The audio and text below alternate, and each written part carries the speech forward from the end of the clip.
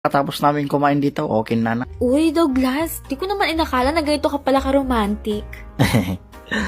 There's thing you don't know me. There's Itagalog mo na lang. may mga bagay ka pang hindi alam tungkol sa akin. So, Douglas, ano naman nakita mo sa akin? Ba't mo ko niligawan? Una sa lahat, may 2 punto akong nakita. Ano-ano naman yun?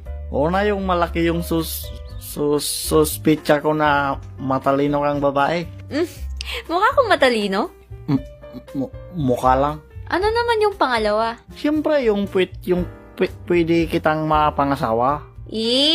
Anong gagawin mo pag sinagot kita? Siyempre, matutuwa ako. Tapos? Tatagay na. Sa tingin mo tatanggapin ka ng tatay ko? Sa tingin ko, mas marami ka pang tanong kaysa sa tatay mo. Kung ako ba magiging isda, mamahalin mo pa rin ba ako? Populutanin kita. Sir, ito na po yung bill nyo.